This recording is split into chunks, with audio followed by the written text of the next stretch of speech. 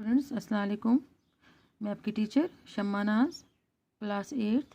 Chapter जो हमारा है बच्चों वो द सेल है और टॉपिक जो हमारा है वो हम सेल के पार्ट्स और उनके फंक्शंस के बारे में पढ़ रहे हैं। तो आज हम उसी को कंटिन्यू कर रहे हैं। बच्चों पिछली क्लास से मैंने आपको सेल के जो पार्ट्स, जो सेल मेम्ब्रेन और साइटोप्लाज्म के बारे में बताया था और उनके फंक्शंस के बारे में बताया था। साइटोप्लाज्म में जो सेल ऑर्गेनेल्स हैं हमने उनके बारे में डिस्कस किया था। तो बच्चों आज हम न्यूक्लियस के बारे में पढ़ेंगे। तो nucleus is a spherical body consisting of 4 parts. तो बच्चों जो हमारा न्यूक्लियस है ये गोल जैसी इसकी बॉडी है और ये इसमें 4 पार्ट्स पाए जाते हैं: न्यूक्लियर मेम्ब्रेन, न्यूक्लियर स्टैप और न्यूक्लियोप्लाज्म, न्यूक्लियोलस, क्रोमोसोम्स। तो बच्चों जो सबसे पहला पार्ट जो है न्यूक्लियस का, the outer most covering layer of the nucleus is called the nuclear membrane. जो सबसे पहली जो लेयर है न्यूक्लियस की उसको हम न्यूक्लियर मेम्ब्रेन कहते हैं। It separates the nucleus from the cytoplasm. ये न्यूक्लियस को साइटोप्लाज्म से अलग करती है। Nuclear membrane like the cell membrane has tiny holes in it. Nuclear membrane में भी सेल मेम्ब्रेन की तरह छोटे छोटे होल्स होते हैं which allows exchange of substances between the nucleoplasm and the cytoplasm. तो ये न्यूक्लियोप्लाज्म और साइटोप्लाज्म में जो सब्सटेंसेस आती हैं या जाती हैं अंदर आने और बाहर जाने में मदद करते हैं। तो दूसरा जो हमारा पार्ट है the jelly like fluid inside the nucleus is called the nucleoplasm. तो न्यूक्लियोप्लाज्म क्या होता है? जो जेली लाइक जैसा फ्लूइड होता है न्यूक्लियस के अंदर उसको हम न्यूक्लियोप्लाज्म कहते हैं। Chromosomes and nuclei are present in the nucleus nucleoplasm. तो क्रोमोसोम जो और न्यूक्लियाई जो हैं वो न्यूक्लियोप्लाज्म में प्रेजेंट होते हैं। तो क्रोमोसोम्स क्या होते हैं? Chromosomes are thread like structures which play an important role in the inheritance of characters from one generation to another, that is from the parents to the children. तो बच्चों chromosomes का क्या होता है? एक मेजर रोल जो है हमारे इसमें प्ले करते हैं, इम्पॉर्टेंट रोल। तो ये जो हमें हमारे पेरेंट्स से, हमारे वालिदैन से जो भी चीज़ विरासत में मिलती है, मिसाल के तौर पे हमारे बालों का रंग, हमारी आँखों का कलर, हमारे बात करने का अंदाज़, तो ये जो करेक्टर्स हैं कुछ हमारे पेरेंट्स के जो किस में आते हैं, चिल्ड्रंस में आते हैं, एक जनरेशन से दूसरी जनरेशन में आते हैं, तो उनको हम क्या कहते हैं? करेक्टर्स कहते हैं। तो क्रोमोसोम जो है बच्चों वो इसी में हमारी हेल्प करते हैं। तो ये हमें जो अपने पेरेंट्स के कैरेक्टर्स हैं वो इन्हीं की वजह से आते हैं। तो फिर आ जाता है transmission of characters from one generation to another.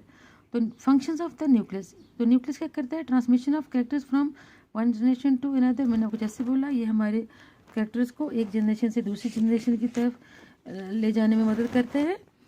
और जो न्यूक्लियस है controls all the life functions taking place inside the cells. और जितने भी लाइफ फंक्शंस होते हैं सेल के अंदर वो कौन कंट्रोल करता है बच्चों? तो वो न्यूक्लियस कंट्रोल करता है। तो बच्चों फिर आ जाता है हमारा एक और पार्ट जो सेल में है, सेल का पार्ट है तो cell wall. The cell wall is an extra covering that surrounds the cell membrane of a plant cell. It is made of a stiff, non-living material called cellulose. Cell wall is lacking in animal cells. तो बच्चों जो मैंने आपको बताया था उस दिन, cell wall जो है ये extra covering that surround the cell membrane of a plant. तो सेल वॉल जो है सेल मेम्ब्रेन की बाहर वाली कवरिंग होती है। और ये किस में मौजूद होता है? सेल वॉल ये प्लांट में मौजूद होता है। ये एक स्टेफ मजबूत जैसी क्या होती है, एक परत जैसी बाहर से जो आप नज़र आता है छिलका जैसा पेड़ों पे, उसी को हम सेल वॉल कहते हैं। और नॉन लिविंग मटेरियल होता है जिससे बना होता है जिसको हम सेल्यूलोज कहते हैं। Cell wall is lacking in animal cell. जैसे मैंने आपको बोला कि सेल वॉल जो है ये जो है एनिमल सेल्स में एब्सेंट होता है। तो फंक्शंस क्या होते हैं बच्चों इसके सेल वॉल के? It provides rigidity to the cell. ये मजबूती देता है किसको? सेल को। It provides protection to the cell. और ये सेल को तहफ़्फ़ुज़ देता है, प्रोटेक्ट करता है। Have you ever thought why a plant cell has a wall and chloroplast? तो मैंने आपको बोला कि कैसे इसमें ये अगर प्लांट्स के बाहर ये सेल वाल ना हो तो बच्चों आप देखेंगे कि प्लांट्स कैसे खड़ा रहेगा। तो ये सख्त होते हैं, देखने में रिजिड होते हैं, ये मजबूती देते हैं। और क्लोरोप्लास्ट जो है ये मैंने आपको बोला ग्रीन कलर की पिगमेंट होती है, और जो पत्तों में क्लोरोफिल जो होता है वो ग्रीन कलर का। तो क्लोरोप्लास्ट वगैरह जो है ये पौधों को अपने खाना बनाने में, अपना फूड मैन्युफैक्चर करने में मदद देता है। किसके जरिए? फोटोसिंथेसिस के ज़रिए। तो और क्या बच्चों इसमें, इसकी क्या होता है? Imagine standing erect without bones और muscles.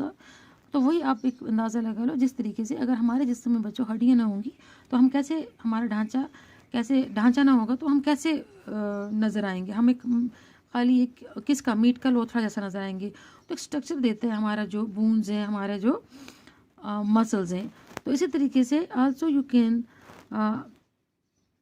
Also can your body make its own food, but a green plant stands erect without having any bones and prepare its own food.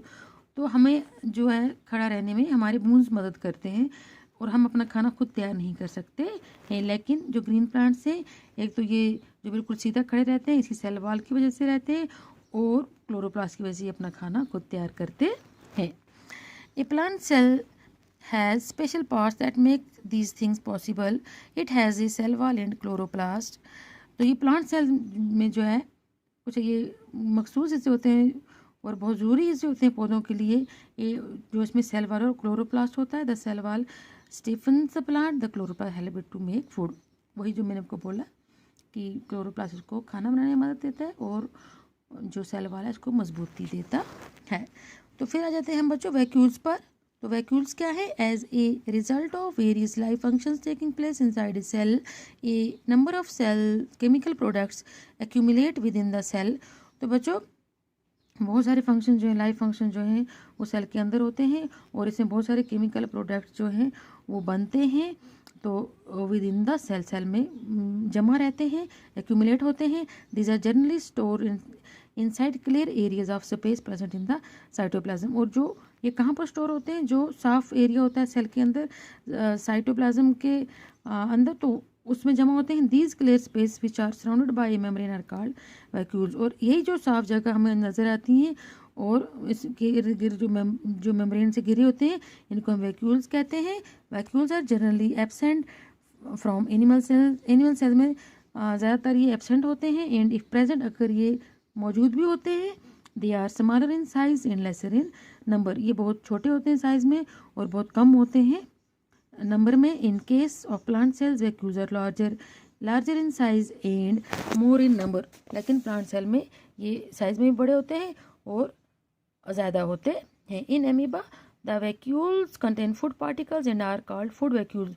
Amoeba जो मैंने आपको बोला एक सिंगल सेल्ड क्या है, organism है, और इसमें जो है वैक्यूल्स प्रेजेंट होते हैं जिनको हम फूड वैक्यूल्स कहते हैं। सीलिया और फ्लैजिला जो है ये सिंगल सेलुलर एंड फ्लैजिलम है। In some organism cells have projection on their outside surface which help in movement of the cells और द ऑर्गेनिज्म।